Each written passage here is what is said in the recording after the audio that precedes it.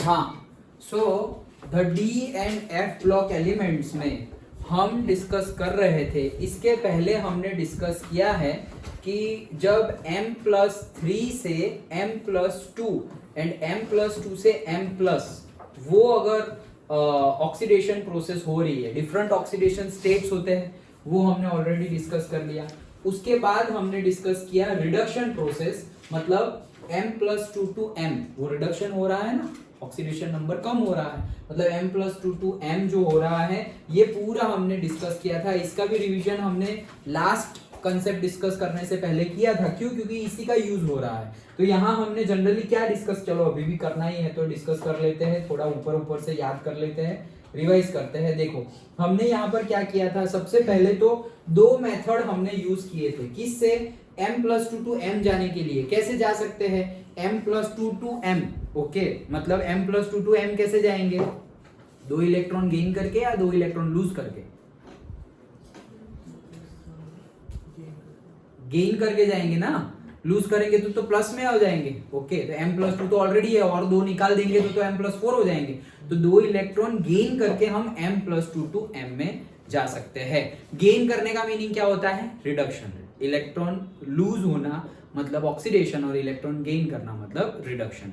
तो रिडक्शन होने वाला है यहाँ पर। तो ये जो रिडक्शन होने वाला है वो डायरेक्टली नहीं होता, हमने स्टेप्स हमने ऑलरेडी समझे थे कि सबसे पहले तो ये जो इलेक्ट्रॉन गेनिंग और इलेक्ट्रॉन लूजिंग की प्रोसेस है, हमने गेनिंग के रिस्पेक्ट में समझा था, जैसे कि इसको उल्टा समझ लो, मतलब रिडक्शन नहीं ऑक्सीडेशन समझो। तो हमने डिस्कस किया था, सपोज हमारे पास m है, m में से m+2 जाना है तो क्या करना पड़ेगा, दो इलेक्ट्रॉन लूज करने पड़ेंगे। लेकिन m में से m+2 डायरेक्ट नहीं जाता, तो हमने डिस्कस किया था सबसे पहले जो m सॉलिड है उसको हमें सपोज गैसियस फॉर्म में लाना पड़ेगा, तो हमें एनर्जी देनी पड़ेगी। तो कैसे, वो याद करो, वो ग्राफ हमने डिस्कस किया था, थोड़ा रफली बता रहा हूँ, अभी उस टाइम जैसे अच्छे से ड्रॉ किया था वैसे नहीं। ओके, जैसे हमारे पास क्या है, कोई भी एक मेटल है, तो वो मेटल जो है, वो जो मेटल है उसमें से हमें जाना है कहां पर, m+2 में जाना है। तो m में से m+2 जाएंगे, लेकिन वो डायरेक्ट नहीं जाएंगे। सबसे पहले ये सॉलिड है तो m में से हम जाएंगे m गैसियस में। वो कैसे जाएंगे, उसको हमें हीट देनी पड़ेगी, enthalpy, heat in the sense energy in the sense enthalpy, वो हमें देनी पड़ेगी। सॉलिड टू गैसियस डायरेक्ट कौन सी प्रोसेस से जाते हैं, सब्लिमेशन, तो इसे बोलेंगे हम सब्लिमेशन एंथैल्पी। तो वो सब्लिमेशन एंथैल्पी हम ये मेटल को देंगे, तब जाके वो गैसियस फॉर्म में कन्वर्ट होगा। ये जब गैसियस फॉर्म में कन्वर्ट हो गया, अब हम इसको दे रहे हैं डेल्टा H। अब उसको हम आयन में कन्वर्ट करने वाले हैं, तो डायरेक्टली +2 तो जाएगा नहीं। वो कौन जाते हैं, m में से m+2 डायरेक्टली कौन जाते हैं, कौन से मेटल्स, नॉन ट्रांजिशनल। ट्रांजिशनल तो ये वाले हैं, ट्रांजिशनल तो ये वाले हैं। तो जो नॉन ट्रांजिशनल मेटल्स है जैसे कि मैग्नीशियम, तो मैग्नीशियम Mg में से Mg+2 डायरेक्ट जाएगा। ऐसा नहीं कि पहले एक इलेक्ट्रॉन दिया था Mg+1, फिर दूसरा इलेक्ट्रॉन दिया था Mg+2, वैसे नहीं, Mg में से डायरेक्टली Mg+2 बन जाएगा। एल्यूमिनियम में से डायरेक्टली एल्यूमिनियम+3 बन जाएगा। ओके, कौन, लेकिन नॉन ट्रांजिशनल एलिमेंट्स, मतलब नॉन ट्रांजिशनल एलिमेंट्स कहाँ होंगे, s ब्लॉक में होंगे। ओके, ये हम किसकी बात कर रहे हैं, डी ब्लॉक की बात कर रहे हैं, ये ट्रांजिशनल एलिमेंट है। तो ट्रांजिशनल एलिमेंट्स में क्या होता है, एक भरने के टाइम पर भी हम डी में 1 by 1 भर फिल करते हैं, और निकालने के टाइम पर भी डी में से एक एक निकालते हैं। तो पहले हम एनर्जी देंगे तो एक ही इलेक्ट्रॉन निकलेगा, एक इलेक्ट्रॉन निकलेगा, तो ये हो गया आयोनाइजेशन, और पहली बार हो रहा है इसलिए हम बोलेंगे फर्स्ट आयोनाइजेशन एंथैल्पी। तो उससे हमारा बन जाएगा m+1, फिर से एनर्जी देंगे। ओके, तो ये हो गया हमारा second ionization enthalpy delta H2, तो वो बन जाएगा हमारा m+2। याद आया, ओके, ये m+2 बन गया। अब ये जो m+2 बन गया, ये भी m+2 है, लेकिन ये m+2 कौन से मीडियम में है, गैसियस मीडियम में है, और यहाँ हमें कौन से मीडियम में चाहिए, एक्वियस मीडियम में चाहिए। तो अब हमें क्या करना पड़ेगा, इसमें पानी डालना पड़ेगा, तो मतलब hydration enthalpy delta H hydration, क्योंकि पानी डालेंगे तो जब भी हाइड्रेशन होगा तो वो क्या होगा, हीट रिलीज करेंगे। तो वो जो हीट रिलीज करेंगे वही है हमारी हाइड्रेशन एंथैल्पी। ओके, ये पूरी प्रोसेस है, ये पूरी प्रोसेस होगी तब जाके यहाँ पर हमें फाइनली m+2 एक्वियस मीडियम मिलेगा। डन, ये हमने समझा था। अब ये जो एनर्जी है हमने डिस्कस किया था कि ये तो जनरली एमएस में से एमजी मतलब सब्लिमेशन एंथैल्पी तो होगी, वो दे देंगे, लेकिन दो केस हमें देखने थे, delta H1 plus delta H2 वो भी ज्यादा हो सकता है और डेल्टा H हाइड्रेशन एंथैल्पी वो भी ज्यादा हो सकता है। ओके, ये दोनों का सम ज्यादा होगा और ये दोनों का। सबसे पहले टोटल डेल्टा H कैसे निकालेंगे, डेल्टा H टोटल, तो डेल्टा H टोटल कैसे निकालेंगे, दिस प्लस दिस ऐसे निकालेंगे। ओके, याद आया, पक्का। तो डेल्टा H टोटल कैसे निकलेगा, delta H1 plus delta H2 plus delta H hydration enthalpy. याद आया ना, ये रिवीजन है, नया नहीं है। तो डेल्टा H टोटल मिलेगा। फिर याद करो हमने थर्मोडायनेमिक्स में और इलेक्ट्रोकेमिस्ट्री में पढ़ा था डेल्टा H, तो डेल्टा G हम लेके आए थे, Gibbs free energy, delta G is equals to delta H minus T delta S, ये थर्मोडायनेमिक्स में से लेके आए थे। और इलेक्ट्रोकेमिस्ट्री में से हम लेके आए थे delta G is equals to minus NFE0 cell. याद आया?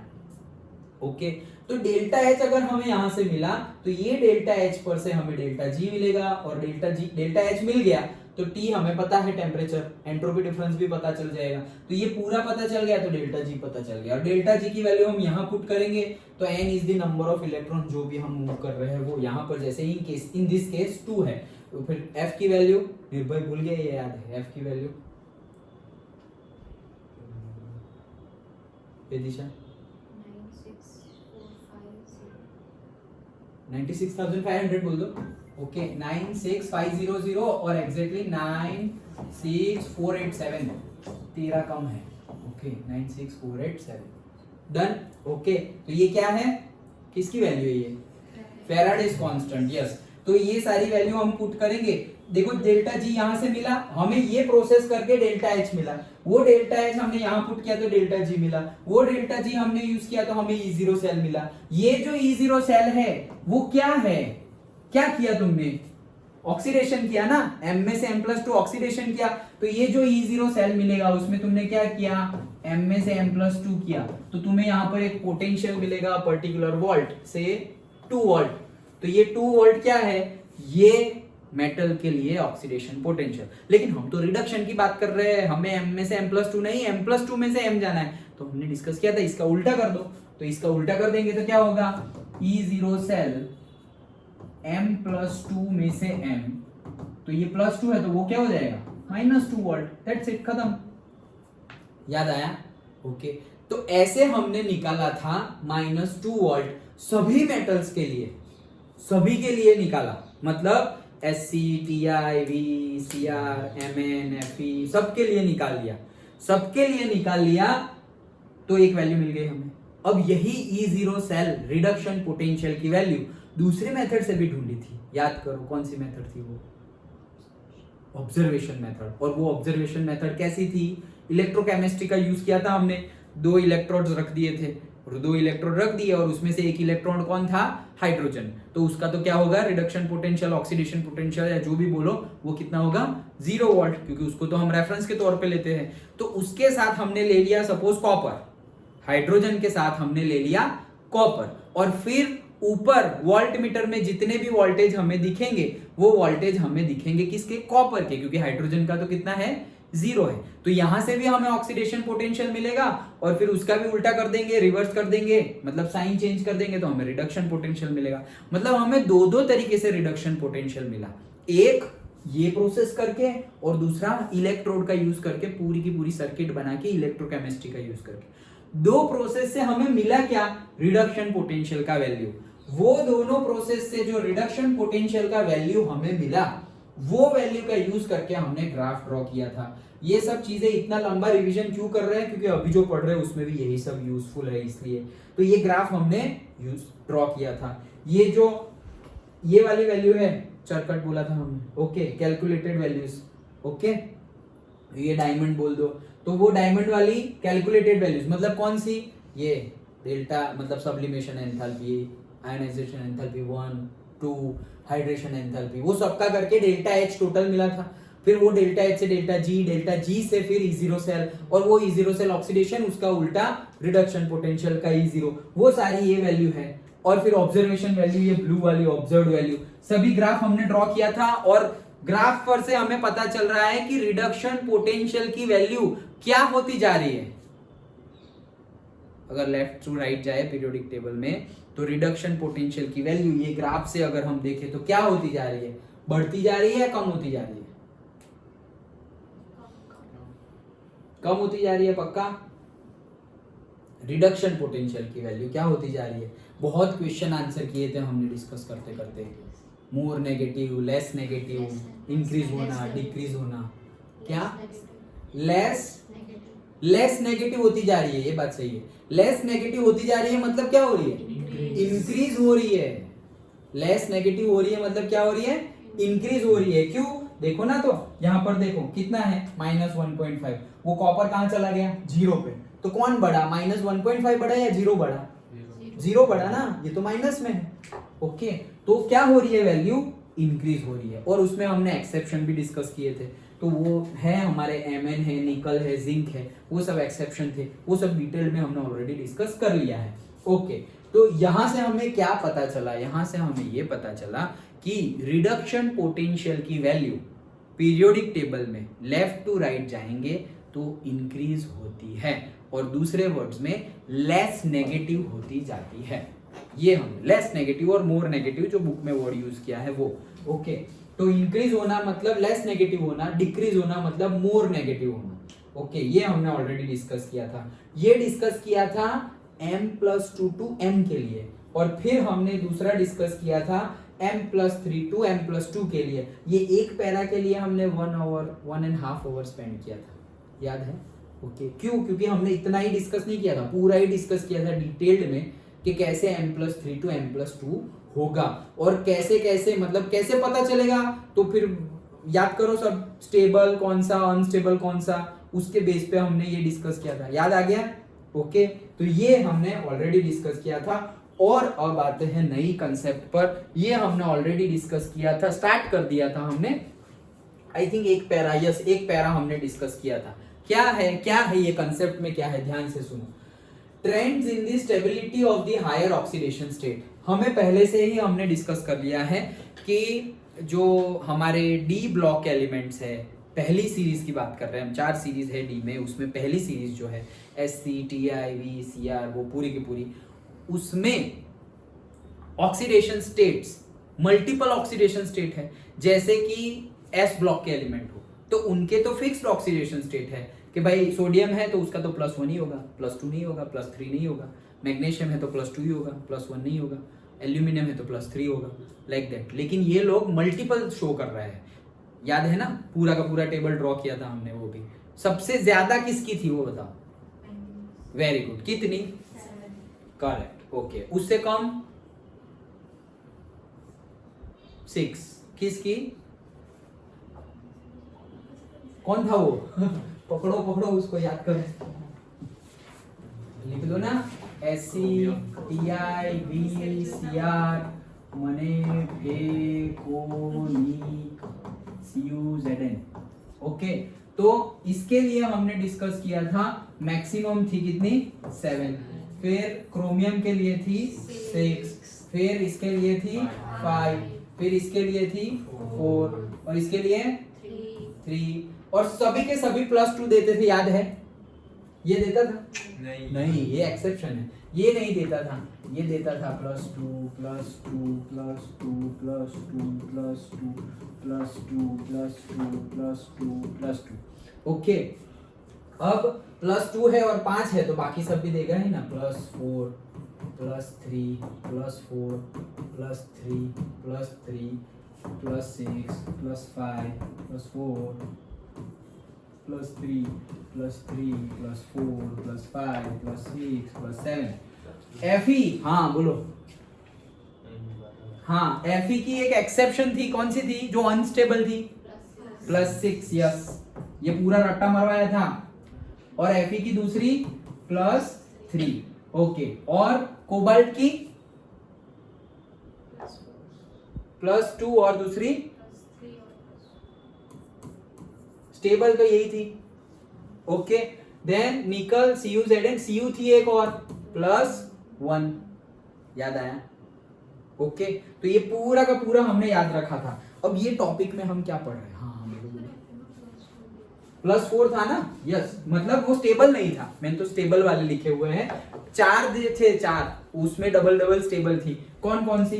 देखो इसमें ये स्टेबल था +7 +6 +5 +4, ओके। और 4 थे, कौन कौन से? एक तो +7, तो +7 के बाद कौन सा था? ये +2, यस, ओके। और ये +2 +3, और इसकी भी +2 +3, और आई थिंक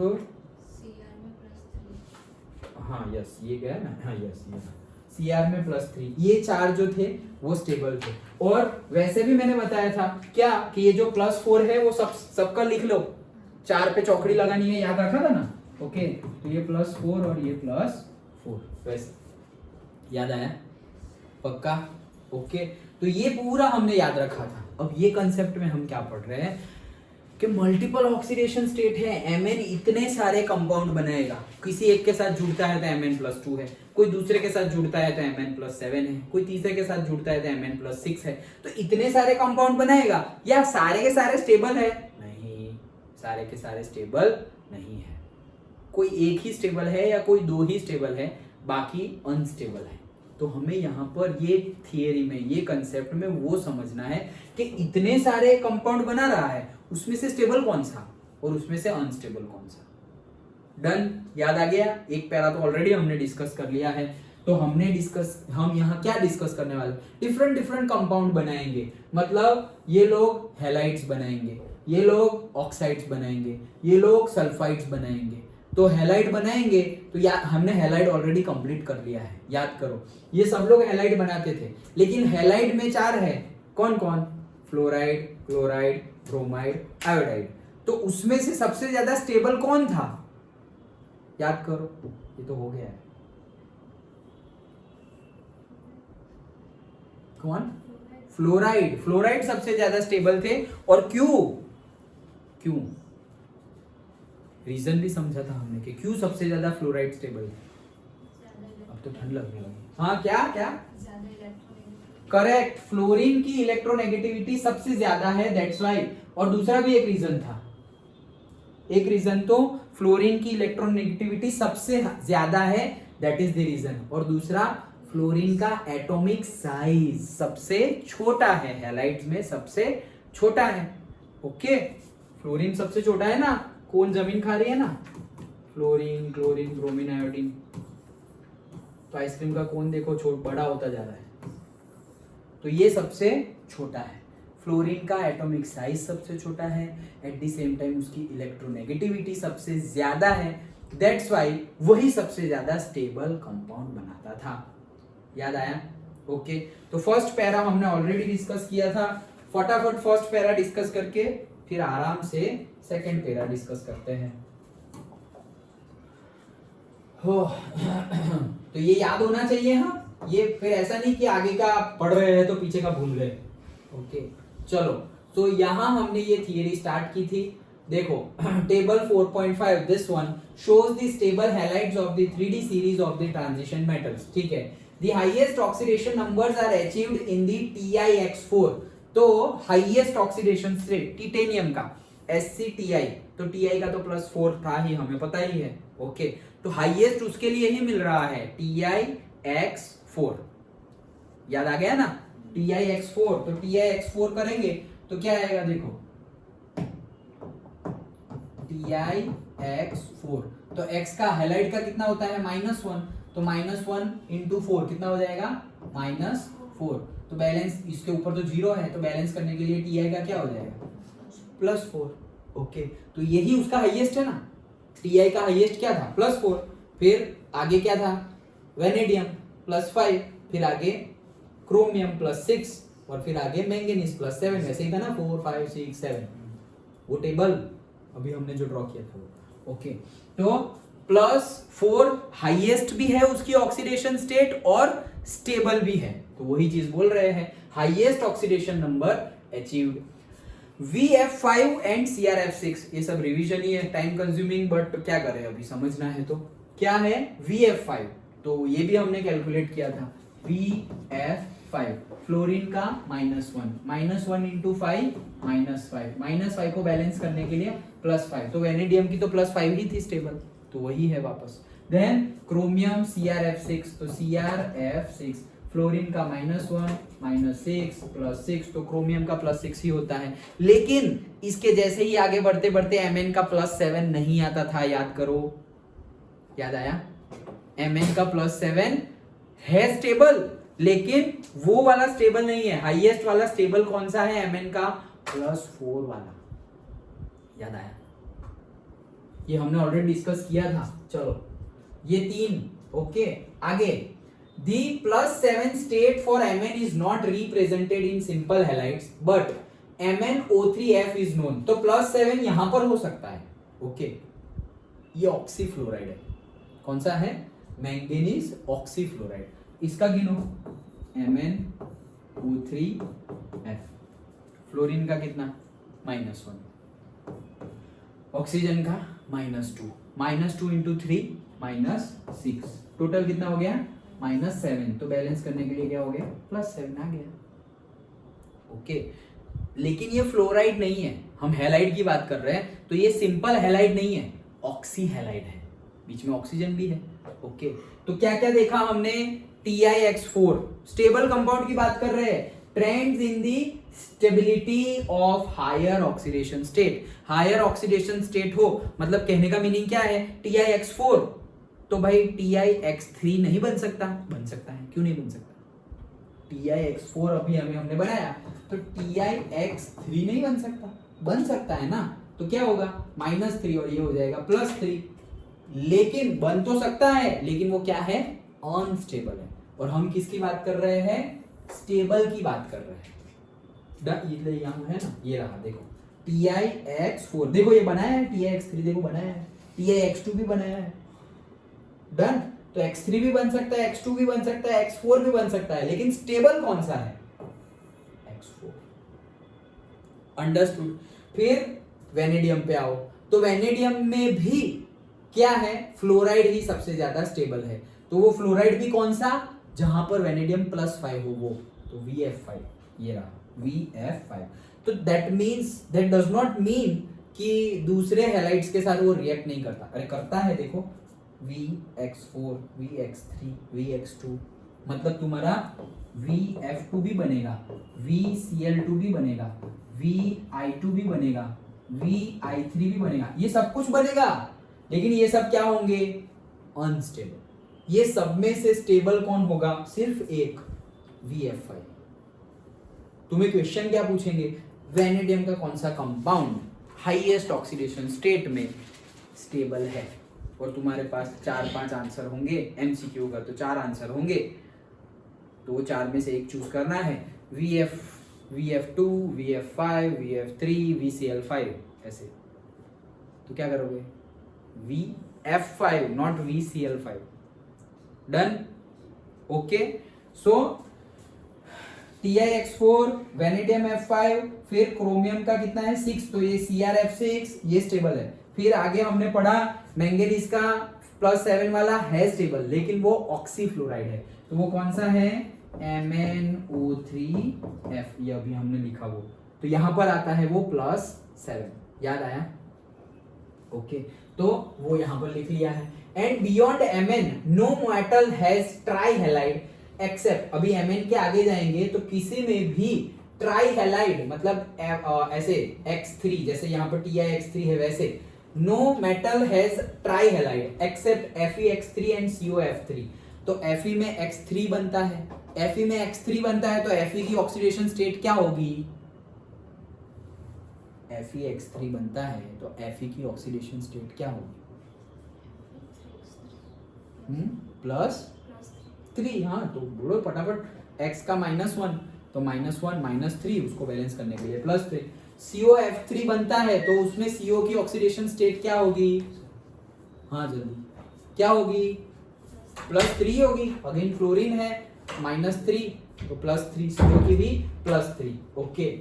चलो, the ability of fluorine to stabilize, अब वो रीजन आया, the ability of fluorine to stabilize the highest oxidation state is due to either higher lattice energy as in the case of COF3 or higher bond enthalpy in terms of higher covalent compounds like VF5 and CRF6। तो क्या बोल रहा है देखो, जहां जहां fluorine जुड़े हुए हैं, ये भी एक मार्क का अलग से PYQ, क्या कि ये फ्लोरीन वाले ही ज्यादा स्टेबल क्यों है, सिर्फ क्लोरीन ब्रोमीन आयोडीन वो क्यों स्टेबल नहीं है? तो यहाँ पर रीजन बोला गया है, हमने ऑलरेडी डिस्कस किया था, फिर से रिवाइज कर रहे हैं। क्या ये जो कंपाउंड बन रहे हैं दो तरीके से जुड़े हुए होंगे, एक या तो आयनिक बॉन्ड से, दूसरा या तो कोवेलेंट बॉन्ड से। अगर आयनिक बॉन्ड से जुड़े हुए हैं तो, अगर आयनिक बॉन्ड से जुड़े हुए हैं तो उनकी होगी क्रिस्टल लैटाइस एंथैल्पी, और अगर कोवेलेंट बॉन्ड से जुड़े हुए हैं तो उनकी होगी बॉन्ड एंथैल्पी। तो उनकी बॉन्ड एंथैल्पी, फ्लोराइड कंपाउंड की बॉन्ड एंथैल्पी बहुत ज्यादा होती है अगर कोवेलेंट बॉन्ड बनाते हैं तो, और अगर फ्लोराइड कंपाउंड आयोनिक बॉन्ड बनाते हैं तो उनकी क्रिस्टल लैटाइस एंथैल्पी बहुत ज्यादा होती है। Because of that fluorine compound और फ्लोराइड कंपाउंड ज्यादा स्टेबल है। ये तो एक रीजन हुआ, और वो दो रीजन तो हमने पहले ही डिस्कस कर लिए हैं। वो क्या, फ्लोरीन की इलेक्ट्रोनेगेटिविटी सबसे ज्यादा एंड फ्लोरीन की एटॉमिक साइज सबसे कम इन देयर फैमिली, मतलब इन हिज फैमिली, मतलब हैलाइड फैमिली। Done, okay. तो 3 रीजंस लिखने पड़ेंगे। फिर से बोल रहा हूं, बार बार बोल रहा हूं, क्योंकि ऐसे क्वेश्चन आंसर के तौर पे नहीं लिखा हुआ है, पूरा लिख दिया है बुक में, लेकिन क्वेश्चन ऐसे पूछा जाएगा कि भाई इतने सारे हैलाइड बनाते हैं और वो हैलाइड में फ्लोराइड आयंस और फ्लोराइड कंपाउंड ही क्यों स्टेबल है? तो क्या लिखोगे तुम? 3 रीजंस लिखोगे। पहला एटॉमिक साइज वाला, दूसरा इलेक्ट्रोनेगेटिविटी वाला कि higher electronegativity, lower atomic size और minimum atomic size in the halide group, और तीसरा fluoride compounds are made by any of the 2 bonds, ionic bond और कोवेलेंट बॉन्ड। आयनिक बॉन्ड होगा तो फ्लोराइड का जो क्रिस्टल लैटाइस एंथैल्पी है वो बहुत ज्यादा है, और अगर कोवेलेंट बॉन्ड होगा तो फ्लोराइड कंपाउंड का जो बॉन्ड एंथैल्पी है वो बहुत ज्यादा है। दोनों सेम ही है वैसे तो, हमने डिस्कस किया था, 11th की बात है ये तो। बॉन्ड एंथैल्पी मतलब क्या?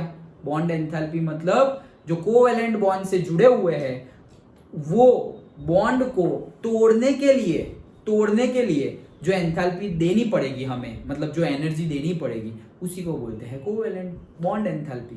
और क्रिस्टल लैटाइस एंथैल्पी क्या? अगर कोई लैटाइस बन रहा है तो जब बनेगा और जुड़ गया एक दूसरे के साथ तो एनर्जी रिलीज होगी, वो जितनी एनर्जी रिलीज हो रही है उसी को बोलते हैं क्रिस्टल लैटाइस एंथैल्पी। जैसे कि हमने 11th में देखा था NaCl, तो Na और Cl एक दूसरे से ऐसे जुड़ रहे हैं, ओके, आयनिक बॉन्ड से जुड़ रहे हैं ना NaCl, तो Na और Cl आयनिक बॉन्ड से जुड़ रहे हैं, तो उनका NaCl का क्रिस्टल बना, तो वो जब जुड़ेंगे तो एनर्जी रिलीज होगी, जो एनर्जी रिलीज हो रही है उसको ही बोलते हैं crystal लैटाइस enthalpy.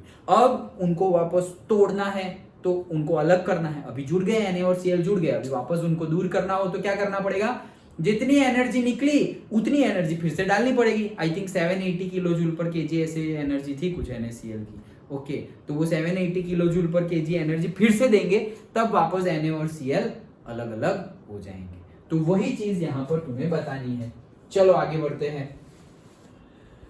The higher the bond enthalpy terms for the higher covalent compounds VF6 and CRF6, yes, तो ये पूरी की पूरी बात हमारी आ गई। आगे बढ़ते हैं, यहां तक हमने डिस्कस किया था, अब यहां से नया, okay. Although V+5 is represented only by VF5, the other halides however undergo hydrolysis to give oxohalides VOX3, मतलब कि VF5 जो है वो स्टेबल है, और जो दूसरे जो स्टेबल है उसकी अगर बात करें तो वो दूसरे डायरेक्टली हैलाइड स्टेबल नहीं है, मतलब VCl5, VBr5, VI5 वो लोग है नहीं। कौन स्टेबल है? VF5 स्टेबल है, okay. The other halides however, तो दूसरे स्टेबल नहीं है तो क्या हुआ उनका? The other halides however undergo hydrolysis to give oxohalides, तो उनका हाइड्रोलिसिस से जो ऑक्सोहैलाइड्स बनता है वो स्टेबल है, that is VOX3। तो VOX3 में भी क्या होगा? वो +5 में ही होगा। देखो x का -1 -1 इंटू 3 -3, ऑक्सीजन का -2 -3 -2 -5, तो ये +5 ही हुआ ना। ओके, तो वही चीज आएगी, हमेशा V +5 वाला ही स्टेबल होगा। जरूरी नहीं है, अगर ऐसा क्वेश्चन पूछे तो ध्यान से अगर पूछ ले कि भाई क्या हमेशा V +5 वाले ही कंपाउंड बनेंगे, V +3 वाले कंपाउंड नहीं बनेंगे? अरे नहीं बनेंगे, लेकिन स्टेबल बनेंगे? नहीं, स्टेबल नहीं बनेंगे, स्टेबल V +5 वाले बनेंगे। डन, पक्का? ओके, चलो। Another feature of fluoride is their instability in the low oxidation state। तो भाई फीचर फ्लोराइड का क्या है? उनकी इंस्टेबिलिटी है, मतलब स्टेबल नहीं है। ओके, इन दी लो ऑक्सीडेशन स्टेट, मतलब अगर फ्लोराइड लो ऑक्सीडेशन स्टेट में आ गया, मतलब VF5 नहीं बना, VF3 बना। क्या बना? VF3, तो वो स्टेबल नहीं होगा, क्योंकि उसका ऑक्सीडेशन स्टेट कम हो गया है, इसलिए। तो लो ऑक्सीडेशन स्टेट में उनकी इंस्टेबिलिटी है, जैसे कि VX2, जैसे यहाँ पर Cr, Cl, Br, I कुछ भी ले लो, भले ही VX2 बनाया है, देखो VX2 बनाया है, VX3 बनाया है, VX4 बनाया है, लेकिन स्टेबल तो है VF5। दूसरे बनते हैं कौन से? VCl5, VBr5, VI5, ये बनते तो है, लेकिन इन तीनों, ये चारों में से सब ग्रीन ग्रीन हो गया, ये चारों में से सबसे ज्यादा स्टेबल कौन है?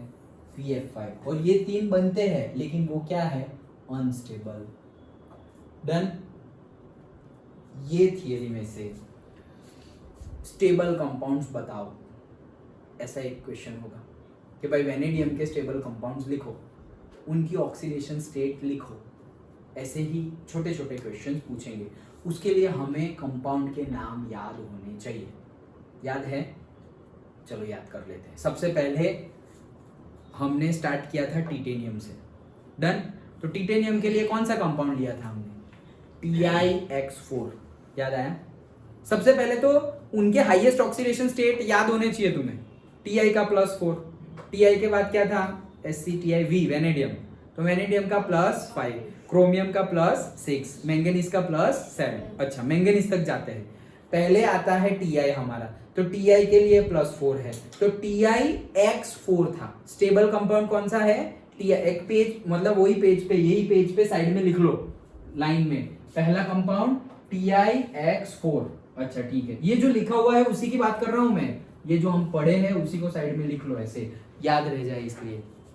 TiX4। अच्छा, फिर Ti के बाद आए हम कहां पर? SCTiV, वेनेडियम पे।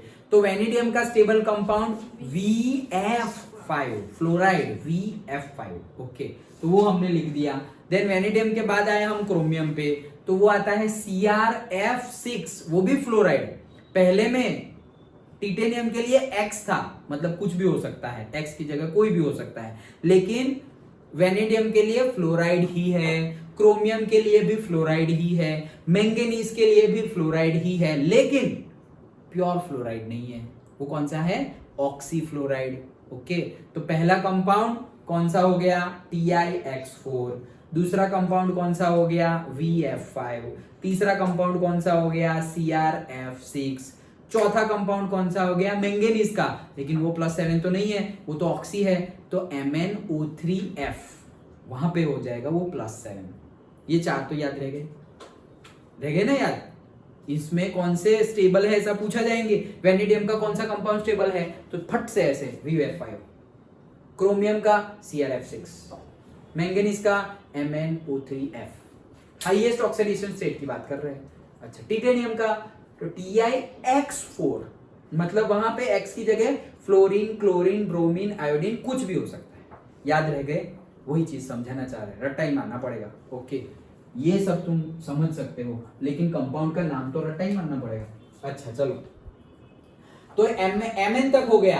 Mn तक होने के बाद हम अब ट्राइहैलाइड की बात करते हैं। तो देखो Mn तक, यहां तक हमने डिस्कस कर लिया। अब आगे हम क्या याद रखे हैं? Fe और कोबाल्ट है। Fe है X3, FeX3, तो FeX3 और कोबाल्ट अगेन फ्लोराइड हो गया। ओके, तो COF3। डन। कहाँ से स्टार्ट किए थे, टिटेनियम से मैंगनीज तो आगे, मैंगनीज के बाद Fe, तो Fe है X, तो FeX3, मतलब Fe क्या हो जाएगा, +3 हो जाएगा। ओके, फिर Fe के बाद आ गया कोबाल्ट, तो कोबाल्ट क्या हो जाएगा, अभी वो X नहीं है, वो F है, तो वो क्या हो जाएगा, COF3, तो कोबाल्ट +3 हो गया। ओके, तो COF3 भी आ गया, ठीक है। और आगे बताया गया है कि इनका रीजन बताया गया है, रीजन ऑलरेडी हमने डिस्कस कर लिया। तो कोबाल्ट तक का कंपाउंड याद रह गए, कौन से स्टेबल होंगे, फिर से एक बार रिवाइज करता हूँ, तुम सबको याद हो जाना चाहिए, मैं बार बार रिवाइज क्यों कर रहा हूँ तुम्हारे लिए। पहले हमारा आ गया Ti, तो TiX4, दूसरा आ गया हमारा वेनेडियम VF5, 4 5 6 7 वैसे ही आगे बढ़ना है, तो TiX4 VF5, फिर 6 आ रहा है तो CrF6, फिर 7, लेकिन MnF7 मत बोल देना, MnOF3, sorry MnO3F, okay, manganese ऑक्सीफ्लोराइड है ये, MnO3F, O3 मतलब -2 3 -6 इंटू F का -1 तो -7, और Mn का हो जाएगा +7, तो MnO3F। अच्छा, Mn के बाद Fe में वापस X आता है Ti जैसा, तो TiX FeX3, ओके, और फिर आता है हमारा कोबाल्ट, उसमें वापस फ्लोराइड COF3, डन। अच्छा चलो, फिर ये सब रीजन बताए गए हैं, ठीक है। इसके बाद वेनेडियम का अलग से बताया गया है, the other halides however undergo hydrolysis to give oxo halides, तो VOX3 भी बनते हैं। अच्छा ठीक है, ओके, और बाकी सब जो है वो अनस्टेबल है, तो उसको तो याद ही मत रखो, इसके जो हम याद रखे हैं वो स्टेबल है, जो याद नहीं रखे वो अनस्टेबल है, खत्म बात। ओके चलो, हाँ, and the same applies to the CuX, तो देखो Cu में भी ऐसा ही अप्लाई हो रहा है, हम CO तक पहुंचे हैं, कोबाल्ट तक पहुंचे हैं, लेकिन अभी बाकी है ना, ओके, निकल बाकी, Cu Zn, ओके, तो Cu के लिए अभी देखते हैं, देखो, on the other hand all Cu2 halides are known except the iodide, ये भी एक PYQ है ऑलरेडी, क्या ऑल Cu2 बनते हैं, मतलब कि ये Cu2 मतलब Cu+2, तो Cu+2 कब बनेंगे, मतलब कि CuF2 CuCl2, समझ में आ रहा है, ओके, CuCl2, तो Cu का क्या हुआ, Cl का -1, वैसे 2 है तो -2, तो Cl का इस साइड का हो गया -2, तो Cu का क्या हो जाएगा +2, लेकिन Cu आयोडीन नहीं बनता, क्यों, ये एक PYQ है, चलो तो डिस्कस करते हैं। देखो I क्यों नहीं बनता, तो उसका reason, in this case Cu+2 oxidizes I-2I2, अगर आयोडीन के साथ वो रिएक्ट करे भी तो क्या हो जाता है, ऐसा हो जाता है, देखो ये Cu है, ये Cu+2 है, और ये है आयोडीन, तो वो दोनों में से बनता क्या है, वो दोनों में से बनता है Cu2I2। अभी Cu2I2 के ऑक्सीडेशन स्टेट चेक करते हैं, देखो Cu2I2, I का कितना -1, तो -1 × 2 -2, तो इसका बैलेंस करने के लिए कितना होगा +2, तो Cu की कितनी हो जाएगी +2 या +1, +1, क्यों, क्योंकि 2 Cu की +2 है, तो एक Cu का कितना हो जाएगा +1, डन, हाँ या ना, हाँ, तो Cu +1, तो यहां पर Cu क्या है +1, यहां पर I क्या है, तो I भी देखो 2 के -2 है, तो एक का कितना है -1, अब यहां पर चेक करो तुम कहां से क्या हो रहा है वो, और ये I2 है तो उसके ऊपर तो 0 होता है, एलिमेंटल फॉर्म में ऑक्सीडेशन स्टेट क्या होता है 0, ऑक्सीडेशन नंबर और ऑक्सीडेशन स्टेट 0। अब चेक करो तुम, ये मैंने क्यों लिखा ऊपर, तुम आइडेंटिफाई कर पाओ इसलिए कि किसका ऑक्सीडेशन हो रहा है और किसका रिडक्शन हो रहा है। हिमांशु चलो, तो देखो +2 में से +1 ऑक्सीडेशन नंबर इंक्रीज हुआ या डिक्रीज, डिक्रीज हुआ, डिक्रीज मतलब क्या, ऑक्सीडेशन हुआ या रिडक्शन, रिडक्शन हुआ, ऑक्सीडेशन नंबर इंक्रीज हो तो ऑक्सीडेशन, डिक्रीज हो तो रिडक्शन, तो Cu का क्या हो गया रिडक्शन, I का क्या हो गया, देखो यहां -1 है और यहां भी -1 है, तो ये तो कुछ नहीं हुआ, यहाँ -1 है और यहाँ 0, बढ़ा या कम हुआ? बढ़ा ना? हाँ, -1 to 0 बढ़ गया। ओके, सो -1 to 0 इंक्रीज हुआ मतलब आई का क्या हुआ? ऑक्सीडेशन। तो कॉपर ने खुद का रिडक्शन किया ना, +2 to +1, और दूसरे का क्या कर दिया? ऑक्सीडेशन। दूसरे का ऑक्सीडेशन कर उसको क्या बोलेंगे?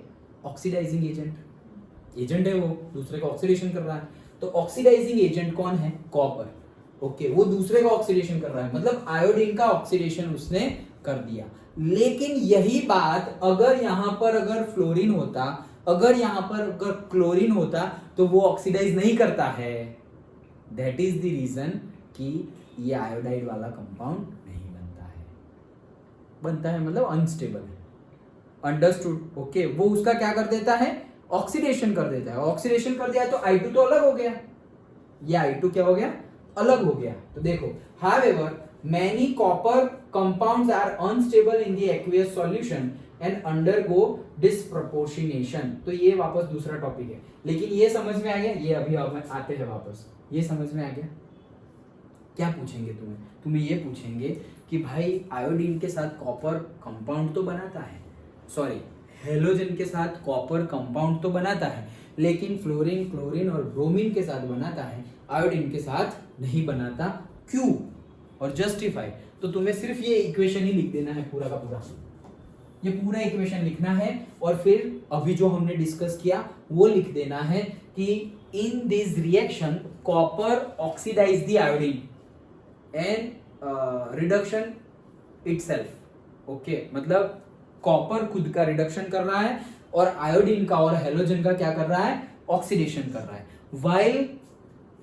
while reacting with the chlorine, bromine और कौन ना कह रहा? Fluorine, it is not working as the oxidizing agent and therefore copper iodine के साथ कंपाउंड मतलब नहीं बनाता। अंडरस्टूड? देखो, ये बीच बीच में न्यूमेरिकल मतलब PYQ आ रहे हैं, वो मैं बताता जा रहा हूं, तो तुम भी याद रखना। डन? ओके, क्या बताया? क्या क्वेश्चन हो सकता है? कॉपर सारे हैलाइड के साथ रिएक्ट करता है, आयोडीन के साथ नहीं करता, क्यों? ये लिखना है। और फिर इसमें वो ऑक्सीडाइजिंग एजेंट की तरह काम करता है, जब वो दूसरों के साथ वर्क करता है, रिएक्ट करता है, तो ऑक्सीडाइजिंग एजेंट की तरह काम करता नहीं है। दैट्स इट, खत्म। डन? ओके, चलो नेक्स्ट। हाँ, चलो भाई। हाँ, however many copper compounds are unstable in aqueous solution। तो many copper +1 जो होते हैं वो अनस्टेबल होते हैं in aqueous solution and undergo disproportionation। ऐसा होता है, ऐसा क्यों होता है वो डिस्कस करते हैं। देखो, सबसे पहले ये भूल जाओ, अभी जो हमने पढ़ा वो जो हमने ऑलरेडी डिस्कस किया हुआ है वो याद करो। मेरे पास है Cu+2 और मेरे पास है Cu+1। इलेक्ट्रॉनिक कन्फिग्रेशन के बेस के ऊपर कौन सा ज्यादा स्टेबल है, Cu+2 या Cu+1? ऐसे तो नहीं पता चलेगा, पेन उठाओ और लिखो। इलेक्ट्रॉनिक कन्फिग्रेशन के बेस पर ये ज्यादा स्टेबल है या ये ज्यादा स्टेबल है? तो जिसके बेस इलेक्ट्रॉनिक कन्फिग्रेशन बोल रहा हूं तो लिखो इनकी इलेक्ट्रॉनिक कन्फिग्रेशन।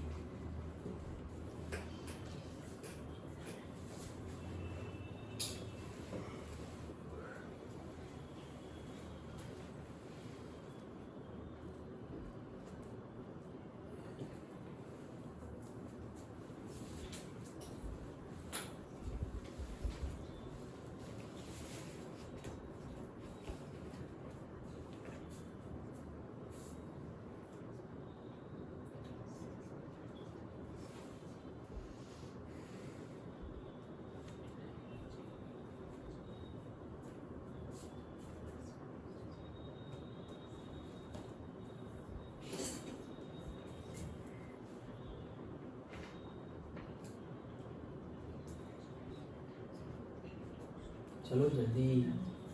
कॉपर का इलेक्ट्रॉनिक एटॉमिक नंबर क्या है? कितना? 29। CuZn, हाँ 29। अच्छा, तो 29 का लिखो भाई। बोलो कौन बोलेगा? निर्भय नहीं, वेदिशा बोलेगी। कॉपर का electronic configuration लिखवाओ। Argon 4s1 3d10। निर्भय सही है क्या ये?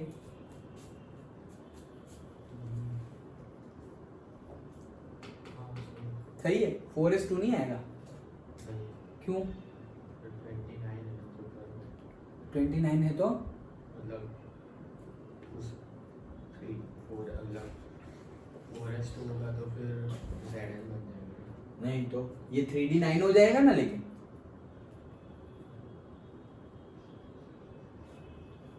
नहीं सर 3d9 तो अरे मैं बोल रहा हूँ कि ये 9 और ये 2 ऐसा नहीं लिख सकते। उतने ही हुए ना, इलेक्ट्रॉन तो 29 ही हुए। नहीं लेकिन 3d9 और 4s2 लिखेंगे तो पहले तो 3d भरना पड़ेगा। नहीं तो पहले तो पहले तो 4s भरना पड़ेगा। हम तो पहले 4s भरते हैं ना, फिर 3d भरते हैं। ये तुम रिवाइज नहीं करते यार। क्या थी रीजन, क्या था हिमांशु? वो क्या बोलते हैं सीयू एक्सेप्शन है लेवल इसीलिए। हाँ यस, सीआर और सीयू एक्सेप्शन है। लेकिन एक्सेप्शन क्यों है? क्यों ऐसा कर रहा है ये क्यों नहीं हो सकता 4s2 3d9? सिंपल रीजन है। क्या क्या? कौन स्टेबल, कौन अनस्टेबल है? ये वाला या ये वाला? रीजन हाँ, स्टेबिलिटी के लिए ये ऐसा कर रहा है। कॉपर और क्रोमियम जो एक्सेप्शन है वो स्टेबिलिटी के लिए ऐसा कर रहा है। स्टेबिलिटी के लिए कर रहे हैं मतलब क्या? कैसे स्टेबिलिटी आएगी? हाफ फील्ड और फुल्ली फील्ड करके। याद आया? तो ये जो बोली थी वेदिशा वो सही था। क्या बोली थी? 4s1 3d10। अगर हम 4s2 3d9 लिखेंगे तो d जो है d की 5 ऑर्बिटल 3 4 5 तो कितना है? 3d9 तो 9 ऐसे भरेंगे 1 2 3 4 5 6 7 8 9, एक बाकी रह गया। तो ये अनस्टेबल है क्योंकि फुल्ली फील्ड और हाफ फील्ड स्टेबल होती है। तो हमने क्या किया? यहाँ 4s2 से एक निकाल लिया और यहाँ भर दिया, तो इसलिए वो हो गया 4s1 3d10। कौन कौन? एक तो कॉपर और दूसरा क्रोमियम। ओके हाँ चलो, तो ये सही है कॉपर का। तो फिर Cu+2 का क्या होगा? जल्दी पहले +1 बोलो। +1 का क्या होगा? आर्गन फिर 3d10। निर्भय कहां से निकालो इलेक्ट्रॉन? यहां से या यहां से? इसमें से क्यों? इसमें से निकलता है। अच्छा चलो 3d10 जहां डाला था वही निकालना है, हमने याद रखा था। ओके तो हमने डाला कहां था पहले? s में, 4s में डाला था, तो इसीलिए फिर 4s में से ही निकलेगा। ओके तो 3d10। अच्छा अब यहाँ आओ Cu+2 के लिए क्या होगा? 3d9 होगा। करेक्ट। अब बताओ ये दोनों में से कौन स्टेबल है? Cu+1। यस करेक्ट, इतना ही पूछा था। ओके तो Cu+1 और Cu+2 की कंपेयर करें हम तो Cu+1 ज्यादा स्टेबल है अकॉर्डिंग टू इलेक्ट्रॉनिक कॉन्फ़िगरेशन। लेकिन ऐसा नहीं है। प्रैक्टिकली Cu+2 ज्यादा स्टेबल है कंपेयर टू दी Cu+1। ऐसा क्यों? तो याद करो वापस वही थियरी, हाइड्रेशन एंथैल्पी। ओके तो हाइड्रेशन एंथैल्पी जो है वो कंसेप्ट के ऊपर से Cu+2 ज्यादा स्टेबल है। तो अगर तुम्हें पूछा जाएगा कि भाई देखो कैसे पूछा जाएगा, ध्यान से सुनना। Cu+1 और Cu+2 में कौन ज्यादा स्टेबल है? तो तुम्हारा आंसर क्या होगा? क्वेश्चन ऐसा है, फिर से बोल रहा हूं, Cu+1 और Cu+2 में कौन ज्यादा स्टेबल है, बस इतना क्वेश्चन है। तो क्या लिखोगे तुम? तो तुम लिखोगे Cu+2 ज्यादा स्टेबल है, ऐसा लिखोगे। Based on hydration enthalpy. लेकिन अगर क्वेश्चन ऐसा हुआ Cu+1 एंड Cu+2 में से कौन ज्यादा स्टेबल है अकॉर्डिंग टू इलेक्ट्रॉनिक कॉन्फ़िगरेशन, तो लिखोगे तुम Cu+. स्पेसिफाई किया है कि इलेक्ट्रॉनिक कॉन्फ़िगरेशन के अकॉर्डिंगली, तो देख लो इलेक्ट्रॉनिक कॉन्फ़िगरेशन जो तो हम देखते ही आ रहे हैं सब में, लेकिन स्पेसिफाई नहीं किया है तो हाइड्रेशन एंथैल्पी के बेस पे ही होगा वो. ओके चलो, अब वो जो हमने डिस्कस किया वही है आगे. However, many copper+1, ये नहीं, हाँ यही है. However, many copper+1 compounds are unstable in aqueous solution and undergo disproportionation. मतलब क्या कि Cu यहाँ पर प्लस है तो वो कन्वर्ट हो जाता है. देखो Cu+1 है, अगर ये स्टेबल होता तो वो Cu+2 में जाता ही नहीं. स्टेबल लोग अनस्टेबल क्यों होंगे? अनस्टेबल स्टेबल होंगे ना. ओके तो ये अगर स्टेबल होता तो ये ऐसे तो जाता ही नहीं क्योंकि वो स्टेबल है ऑलरेडी, लेकिन वो जा रहा है. मतलब क्या, ये अनस्टेबल है और ये स्टेबल है. तो वही चीज बताइए. देखो यहाँ पर देखने से पता चल रहा है, यहाँ पर क्या है, +1 है, ये +1 और उससे जा कहाँ रहा है, +2 में. तो मतलब +2 स्टेबल है, तभी तो ये रिएक्शन हो रही है. The stability of the Cu+2 aqueous rather than Cu+2 is due to the much more negative hydration enthalpy of Cu+2. पहले तो मुझे ये चीज बताओ, then Cu+1. ये सेंटेंस का मीनिंग बताओ जल्दी. हाँ जल्दी, बहुत टाइम, 10 मिनट में नहीं, 1 मिनट में बताओ. ये सेंटेंस का मीनिंग बताओ. The stability of the Cu+2 rather than Cu+1 is due to much more negative delta H hydration enthalpy of Cu+2 than Cu+.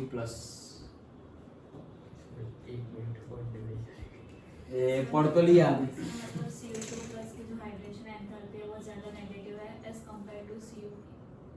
Correct. और ज्यादा नेगेटिव होने का मीनिंग क्या है? Hydration enthalpy more negative. ये more negative का meaning क्या है? नहीं नहीं नहीं, उस पे मत जाओ. एंथैल्पी की बात है, एंथैल्पी की बात है, वो ग्राफ की बात नहीं है, वो ग्राफ की बात नहीं है.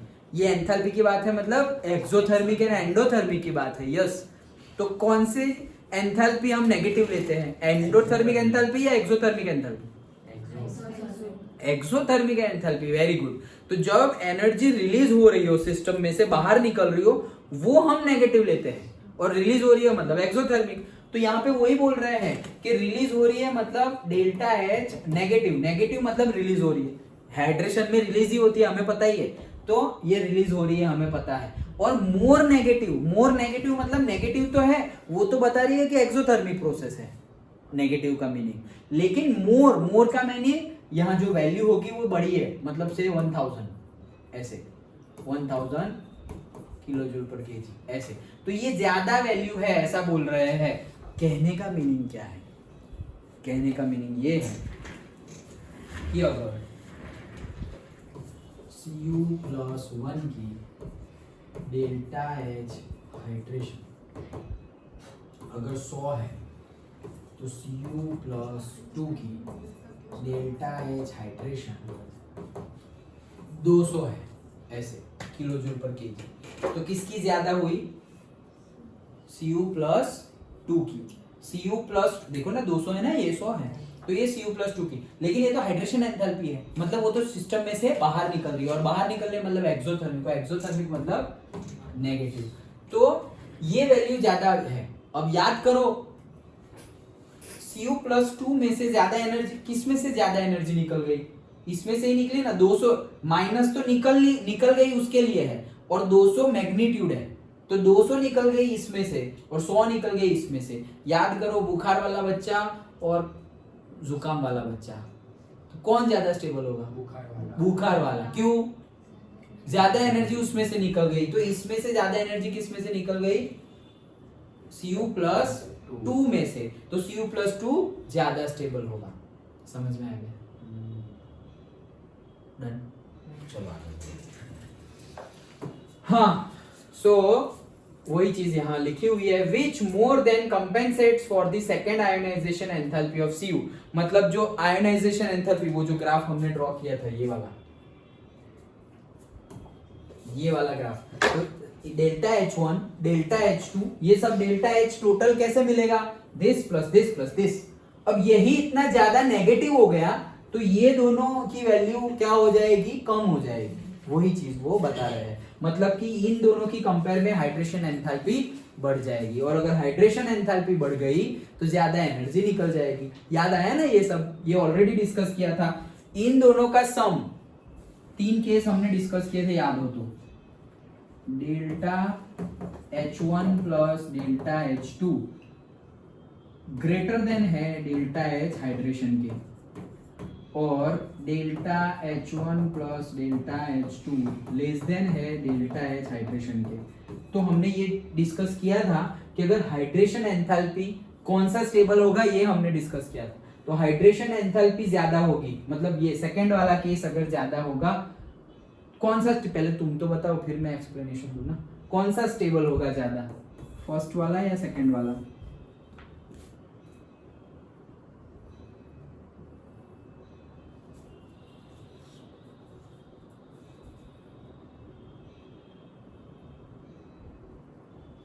अभी जो हमने डिस्कस किया वही कंसेप्ट लगाना है।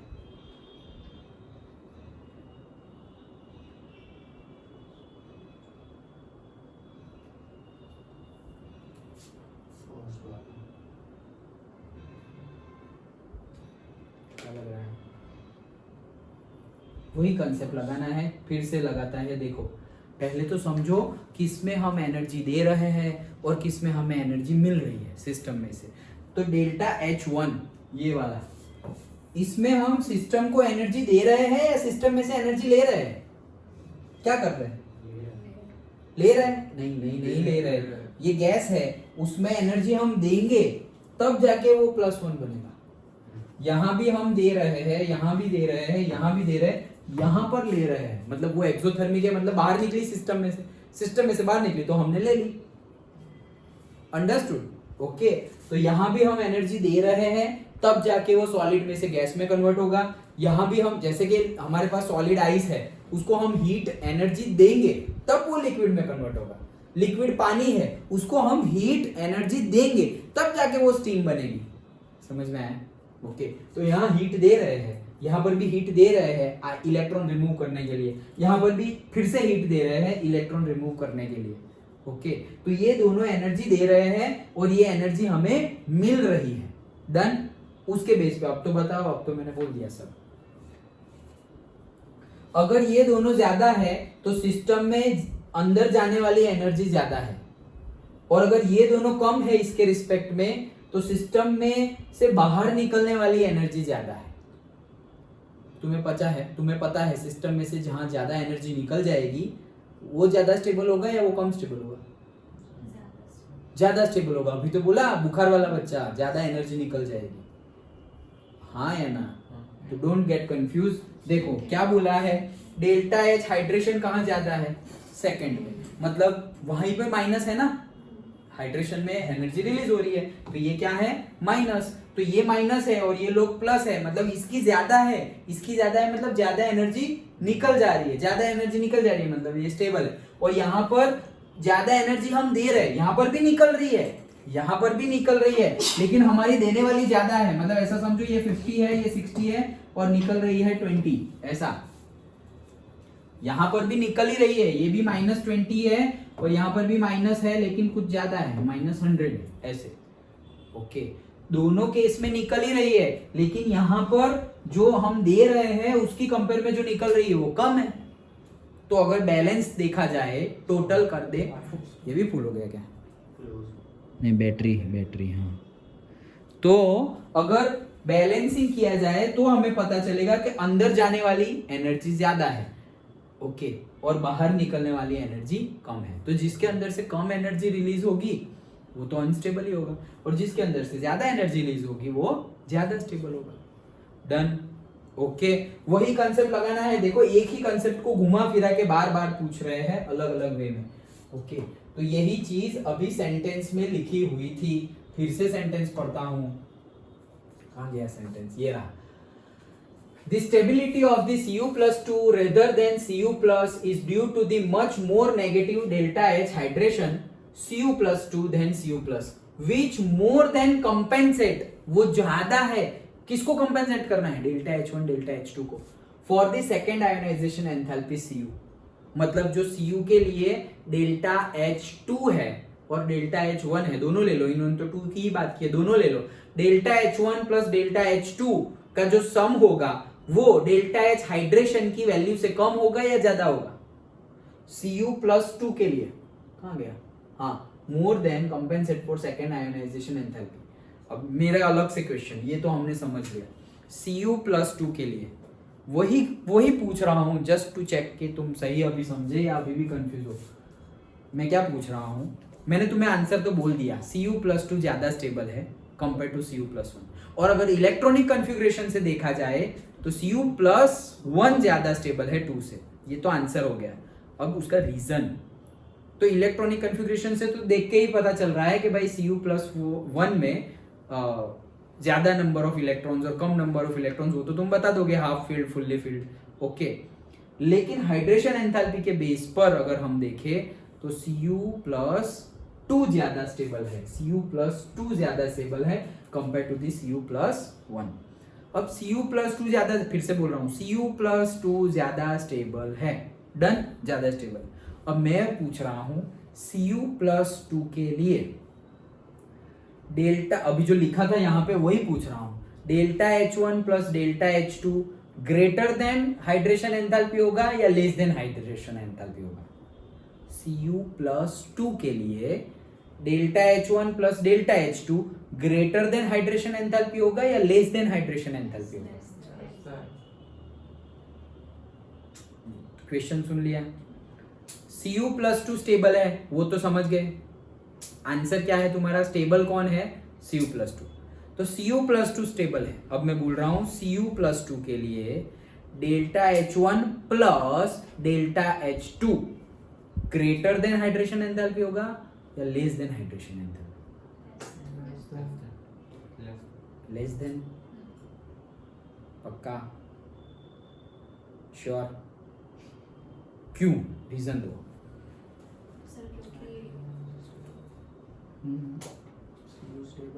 Cu प्लस 2 स्टेबल है तो delta H1 plus delta H2 क्या लेस देन बोले तुम लोग, हाँ, तो delta H1 plus delta H1 plus delta H2 less than hydration enthalpy होगा, वही बोल रहे हैं ना तुम लोग, तो मतलब हाइड्रेशन एंथैल्पी ज्यादा होगी, वही बोल रहे हो, सही है, डन, समझ में आ गया ना सबको, ओके चलो।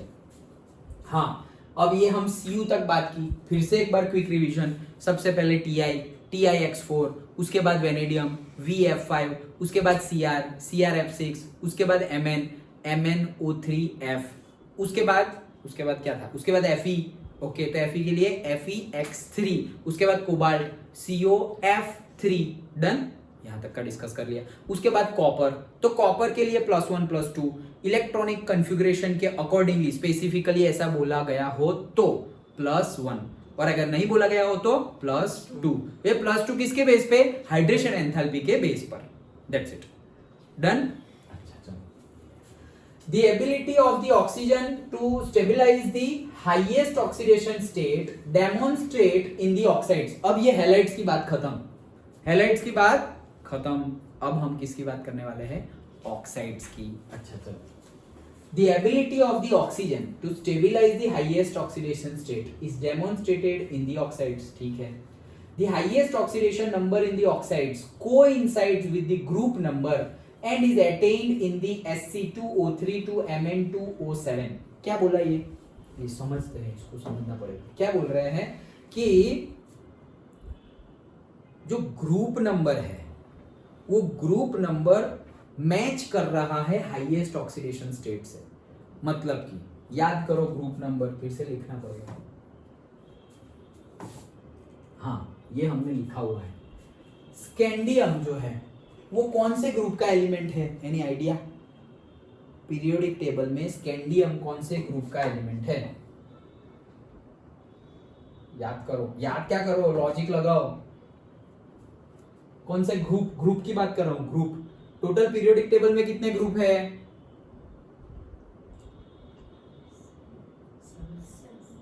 7 ग्रुप मतलब ऐसे खंभे, 7 पीरियड्स है, लेटी हुई लाइनें 7 है और खड़ी हुई लाइनें कितनी है 18। ओके, तो स्कैंडियम कहाँ आएगा, मतलब कौन से खंभे में है वो?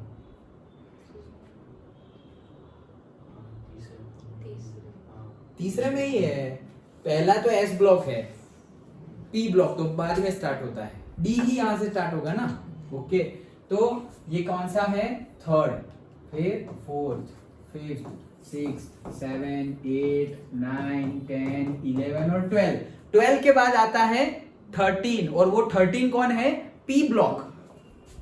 13, 14, 15, 16, 17 और 18। तो याद करो, एल्यूमिनियम, सिलिकॉन, फॉस्फोरस, ये तो एटॉमिक नंबर के हिसाब से सेट हो गए इसलिए मैं बोल रहा हूं, सल्फर, क्लोरीन एंड आर्गॉन।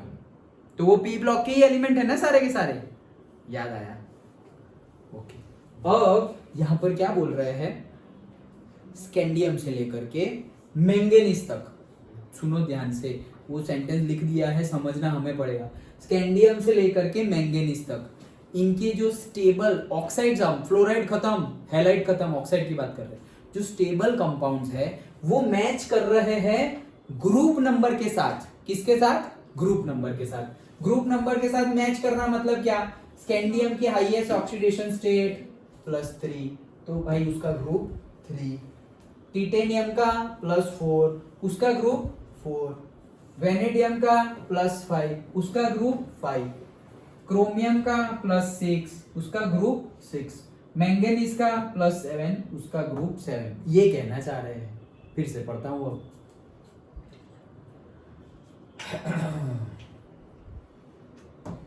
देखो अभी जो पढ़ा वो कोइंसाइड्स, अच्छा चलो पूरा ही पढ़ लेते हैं। The highest oxidation number in the oxides coincides with the group number, मतलब जो +6 है क्रोमियम का, तो क्रोमियम का ग्रुप भी कौन सा है, 6 ही है, कोइंसाइड कर रहा है। एंड इज अटेन्ड, तो मतलब स्कैंडियम से लेकर के मैंगनीज तक कोइंसाइड कर रहा है। डन, समझ में आ गया सेंटेंस।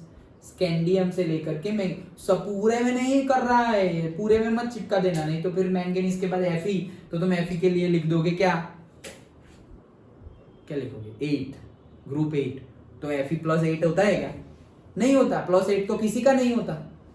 तो वो कहां तक है, सिर्फ Mn तक है, मैंगनीज तक है, कि मैंगनीज कौन से ग्रुप में है, 7th ग्रुप में है, और उससे ऑक्सीडेशन स्टेट हाईएस्ट कौन सी है, +7। क्रोमियम 6th ग्रुप में है, उसकी हाईएस्ट ऑक्सीडेशन स्टेट +6। कौन फिर, vanadium +5 5th group, titanium +4 4th group, scandium +3 3rd group. Done, okay चलो।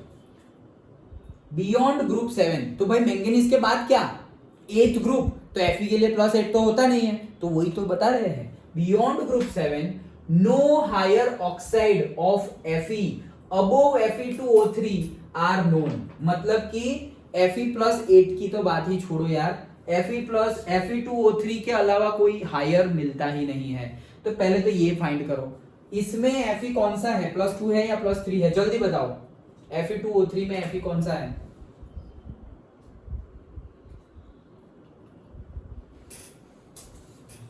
बस अभी तो बता देना।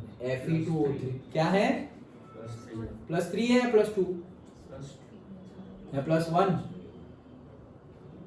अरे गिनना ये भूल गए क्या, इतना तो रिवाइज कर रहे हैं हम, नहीं चल रहा है। प्लस क्या, 3। देखो क्या गिनेंगे हम, ऑक्सीजन का Fe2O3 गिनना है, हाँ तो मैं का ना बोल रहा हूँ, मैं तो गिन रहा हूँ।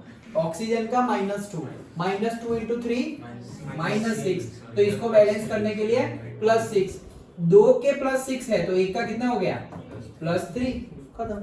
ओके, तो Fe का कितना है, +3, मतलब वो क्या बोल रहे हैं कि Fe में +3 से ज्यादा ऑक्सीडेशन स्टेट मिलती नहीं है, ना बोल रहे हैं। नो हायर ऑक्साइड्स ना बोल रहे हैं, are known although ferrates. Okay, जो फेरेट्स होते हैं, ये फेरेट्स मतलब क्या, 6 + 6 बनाए थे हमने फेरेट्स, याद हो तो, ऑक्सीडेशन स्टेट लिखा था ना अभी, ये वापस रब करना पड़ेगा। अभी जो ऑक्सीडेशन स्टेट वाला टेबल लिखा हुआ था तो Mn था +7, उसके बाद Fe लिखा हुआ था तो Fe +6 भी है लेकिन अनस्टेबल है, याद करो Fe +6 लिखा था ना अनस्टेबल, तो Fe +6 वाला कौन सा कंपाउंड है, ये कंपाउंड है FeO4 - 2, इसको क्या बोलेंगे, फेरेट्स। पूछेंगे Fe+6 वाले कंपाउंड का नाम लिखो, ये लिखना पड़ेगा FeO4 - 2। कैसे होता है +6, गिनो।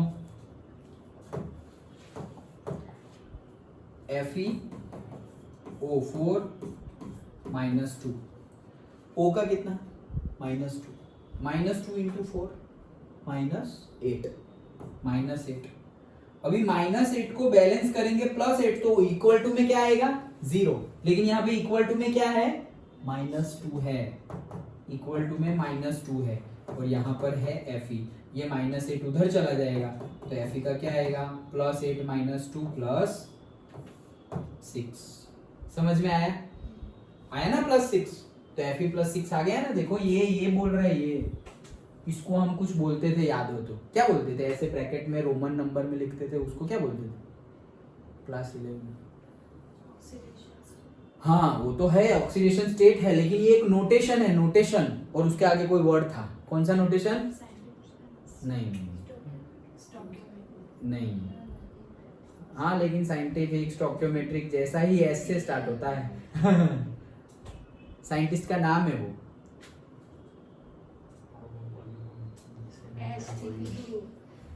स्टॉक नोटेशन, ओके चलो। सो आर फॉर्म्ड इन दी, चलो अब वापस आ जाओ। No higher oxides of Fe above Fe2O3 are known.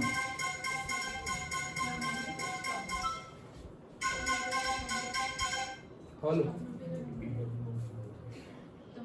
अबे हाँ चलो, सो याद आया स्टॉक नोटेशन। तो क्या बोल रहे हैं, Fe2O3 में Fe क्या आया था, +3, वो हाईएस्ट है, लेकिन Fe का इसके अलावा मतलब +3 के अलावा कोई भी हायर ऑक्सीडेशन स्टेट, वो भी स्टेबल कंपाउंड है नहीं।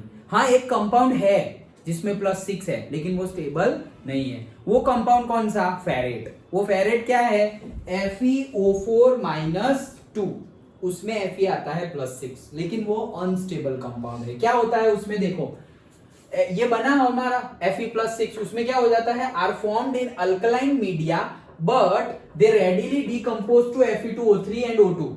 मतलब ये जो फेरेट है उसमें से वापस बन क्या जाएगा, Fe2O3 एंड O2। तो Fe2O3 में Fe क्या था, +3, तो भले ही +6 है लेकिन वो बन क्या जाएगा, +3। अंडरस्टूड, पक्का, ओके चलो आगे। बिसाइड्स दी ऑक्साइड्स, देखो ऑक्साइड्स भी खत्म हो गए हमारे। Besides the oxides, oxocation stabilizes vanadium as VO2+। तो मतलब VO2+ में V की ऑक्सीडेशन स्टेट क्या होगी, देखकर बताओ, लिखा हुआ है यहाँ पर ये सेंटेंस में VO2+ है, मतलब वेनेडियम की ऑक्सीडेशन स्टेट क्या होगी, अरे देखो लिखा है, नहीं वेनेडियम माइनस कैसे होगा, 5, ये रहा लिखा है, ओके तो +5 गिनोगे तो भी देखो ऑक्सीजन की -2, -2 2 जा -4, -4 उधर जाएगा, ऑलरेडी +1 है, -4 मतलब +4 +1 +5। तो फिर इसमें देखो, इसमें वेनेडियम की कितनी होगी, यहाँ डायरेक्ट देखो ना 4, ओके तो ये गिनोगे तो 4 ही आएगा, ओके गिने देखो VO2+, तो अब तो सो जाएगा वो अच्छा चलो, तो VO2+, ये क्या हो जाएगा, 4 आना चाहिए, हाँ तो देखो 4 आएगा, ये कितना है +2, तो मैं लिख देता हूँ यहाँ पे +2। अभी इसका कितना है, वेनेडियम प्लस इसका कितना हो गया है, -4 = 2, तो V = कितना हो गया, अरे ये कितना लिखा था हमने, VO2+ है रे, प्लस है, +2 नहीं है, +1 है, ओके VO2+, ये रहा ये अरे यार एक मिनट, हाँ देखो क्या है VO+2 है, मैं O2 बोल रहा हूं तो भी बोल नहीं रहे सर O2 नहीं है O1 है तो VO+2 ये कंपाउंड गिवन है। ओके तो इसका क्या हुआ V+O +2 ऐसे लिख लो।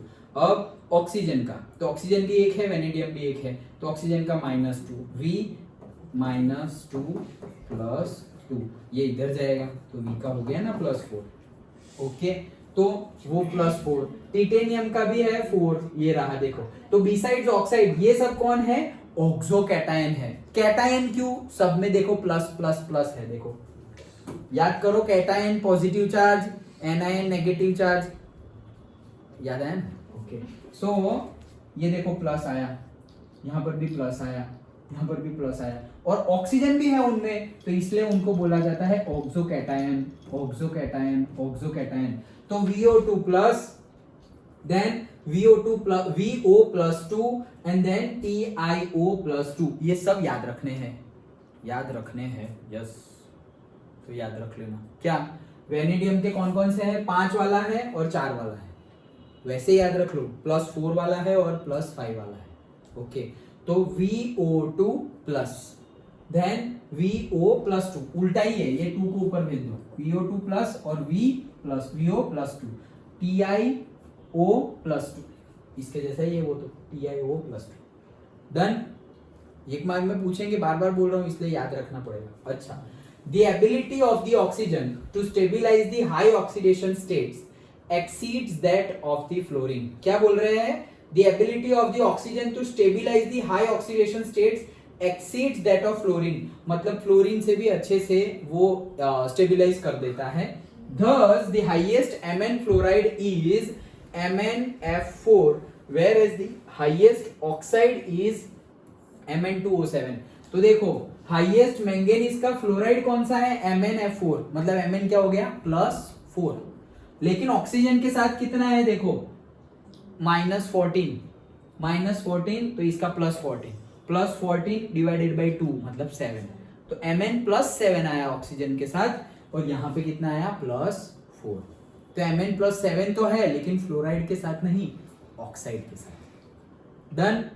ओके सो Mn2O7 वही चीज बता रहे हैं कि ऑक्सीजन के साथ ज्यादा स्टेबल है। कहां गया फिर से, the ability of oxygen to stabilize high oxidation states exceeds मतलब ज्यादा। ओके तो वही चीज बोल रहे हैं, the ability of the oxygen to form multiple bonds to metal explains its superiority, मतलब कि ये मल्टीपल बॉन्ड्स भी बनाता है। ऑक्साइड्स हैलाइड से क्यों ज्यादा बनते हैं, मतलब अगर वर्ल्ड में देखो तो हैलाइड से ज्यादा ऑक्साइड्स है, क्यों, क्योंकि ये मल्टीपल बॉन्ड्स बनाता है। क्यों मल्टीपल बॉन्ड बनाता है, उसका स्ट्रक्चर याद करो। ऑक्सीजन ऐसे, हम उसके पास ऐसे बाल नहीं बनाते, डॉट नहीं बनाते। ओके ये क्या है, लोन पेयर ऑफ इलेक्ट्रॉन्स, तो ये है इसके लिए 2 इलेक्ट्रॉन एक बॉन्ड का काम करेंगे, तो यहाँ एक बॉन्ड बन जाएगा, यहाँ एक बॉन्ड बन जाएगा। फ्लोरीन के पास है क्या ऐसा कुछ नहीं है, ये तो एक ही बॉन्ड बनाएगा, कोवैलेंट बॉन्ड। डन। और आयोनिक बॉन्ड भी बना सकता है एक इलेक्ट्रॉन गेन करके। अंडरस्टूड। तो ये जो है extra lone pair of electron वो ऑक्सीजन के पास है, इसलिए वर्ल्ड में हमें ज्यादा ऑक्साइड्स देखने को मिलते हैं कंपेयर टू द फ्लोराइड्स और से compare to the halides. Done. वही चीज बता रहे हैं, द एबिलिटी, फिर से पढ़ता हूं, the ability of the oxygen to form multiple bonds to metal explain its superiority, मतलब सुपेरियर कौन है, ऑक्साइड्स। अच्छा, इन दी कोवैलेंट ऑक्साइड्स, ये कोवैलेंट बॉन्डिंग का ऑक्साइड्स है Mn2O7, each Mn is tetrahedrally surrounded by O is including in MnO bridge. जैसे भरूच अंकलेश्वर के बीच में है हमारा नर्मदा मैया ब्रिज, और ये इसको क्या नाम बोलते हैं, केबल ब्रिज। ओके, और गोल्डन ब्रिज, जितने भी ब्रिज है, सरदार ब्रिज, 4 आ गए ना। ओके चलो, सो जो वैसे यहाँ पर ब्रिज बनता है मल्टीपल बॉन्ड्स, कैसे देखो ऐसे, पहले तो स्ट्रक्चर भी था, ये सब निकल गया है तो इजी हो गया तुम्हारा। ओके ये ऑक्सीजन और यहाँ पर Mn, यहाँ पर भी Mn, अब ये जो Mn है वो डबल बॉन्ड से जुड़ा हुआ है ऑक्सीजन के साथ, डबल बॉन्ड से ऑक्सीजन के साथ, डबल बॉन्ड के ऑक्सीजन, लिखना एक चीज बार बार बोलता है। ओके ये देखो double bond oxygen, double bond oxygen, double bond oxygen और सिंगल बॉन्ड ऑक्सीजन। तो ये क्या बना, MnOMn। ओके, ये जो बोला है वो कहाँ गया, ये रहा MnOMn ब्रिज। तो टेट्राहेड्रल सराउंडेड मतलब टेट्राहेड्रल स्ट्रक्चर बनता है ऐसे, डबल बॉन्ड। तो देखो कितने हुए, Mn कितने हैं, 2, Mn2, O कितने हैं, 3 3 6 और 1 7, तो बन गया ना Mn2O7। अंडरस्टूड।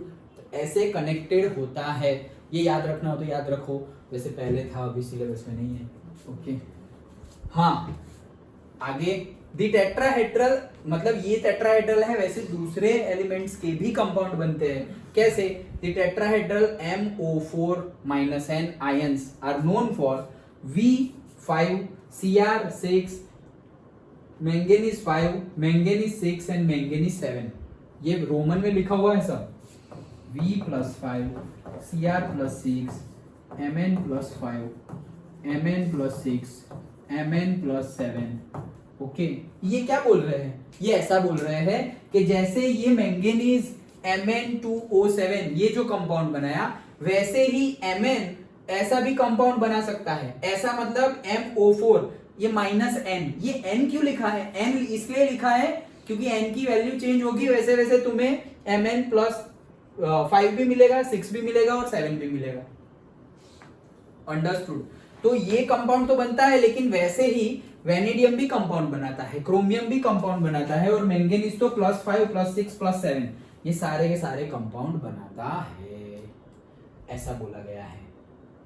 अंडरस्टूड, पक्का। तो ये हमने ट्रेंड्स देखा किसका, कंपाउंड्स का, और जिसकी हायर ऑक्सीडेशन स्टेट हो उसकी। तो सबसे पहले हमने 2 ही मेन कंपाउंड्स देखे इसमें, तो कौन कौन से, हैलाइड्स और ऑक्साइड्स। पहले हमने बात की हैलाइड्स की। तो हैलाइड्स बनते हैं, लेकिन उसमें स्टेबल कौन से हैं, फ्लोराइड्स। ओके, फिर हमने कंटिन्यूअसली सारे याद रख लिए, TiX4, फिर VF5, फिर CrF6, फिर Mn आ गया, लेकिन Mn के लिए क्या है, ऑक्सीफ्लोराइड है। ओके, तो MnO3F, उसमें +7 आ जाएगा। उसके बाद तो आ जाता है Fe और CO, तो FeX3 और COF3, यहां तक का हो गया। फिर आता है Cu का बारी। तो Cu के बारे में क्या है, Cu भी बनाता है बॉन्ड हैलाइड के साथ, लेकिन आयोडीन के साथ नहीं बनाता है। क्यों नहीं बनाता है, क्योंकि आयोडीन के साथ रिएक्ट करने पर कॉपर Cu ऑक्सीडाइजिंग एजेंट की तरह बिहेव करता है, और वो इसका आयोडीन का ऑक्सीडेशन कर देता है। बट वैसा वो फ्लोरीन, क्लोरीन और ब्रोमीन के साथ करता नहीं है। दैट्स वाई आयोडीन के साथ कंपाउंड नहीं बनाता, बाकी सबके साथ बनाता है। ठीक है, कॉपर भी आ गया, खत्म हो गया हमारा पूरा का पूरा हैलाइड। फिर आते हैं ऑक्साइड्स। तो ऑक्साइड्स बनते हैं सारे। अब सारे ऑक्साइड्स बनते हैं, उसमें पर्टिकुलरली हमें क्या देखना है कि जो जो हमारे ऑक्साइड्स बने हुए हैं, तो कौन से बने हुए हैं, तो Mn तक तो हमने रट्टा ही मार लिया है, ग्रुप के साथ कोइंसाइड हो रहे हैं। मतलब स्कैंडियम के लिए +3 ऑक्साइड वाले, +3 वाले मतलब तुम बना दो, +3 आना चाहिए आंसर तुम्हारा।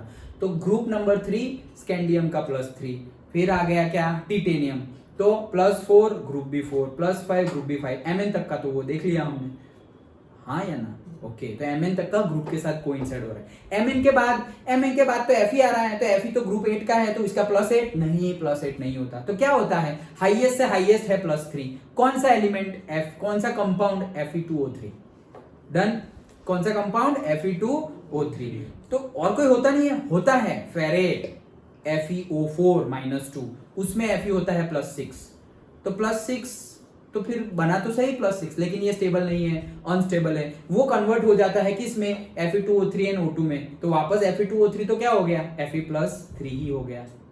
अंडरस्टूड। तो ये सारे हम ऑक्साइड्स के बारे में पढ़े। फिर हमने लास्ट में मैंगनीज को वापस पकड़ा कि ये मल्टीपल बॉन्ड्स बनाते हैं। क्यों, ऑक्साइड्स हायर है फ्लोराइड्स की कंपेयर में, क्यों, उसके पास लोन पेयर ऑफ इलेक्ट्रॉन्स है इसलिए, और वो मल्टीपल बॉन्ड बनाते हैं। MnOMn का ये ब्रिज वाला स्ट्रक्चर भी हमने डिस्कस किया, तो Mn2O7। और वैसा ऐसा नहीं है कि सिर्फ Mn बनाता है, वेनेडियम भी बनाता है, क्रोमियम भी बनाता है, और मैंगनीज तो +5 +6 +7 सारे बनाता है। वो चीज होता है, याद रह गया। याद रखना था, लॉजिकल तो उसमें कम था, याद रखना ज्यादा था। लॉजिकल भी है वो एंथैल्पी वाला, आयनाइजेशन एंथैल्पी और हाइड्रेशन एंथैल्पी, वो सब लॉजिकल है, लेकिन कंपाउंड के नाम तो याद ही रखने हैं। अंडरस्टूड, पक्का, श्योर, ठीक है, इतना रखते हैं आज, कल यहाँ से स्टार्ट करें।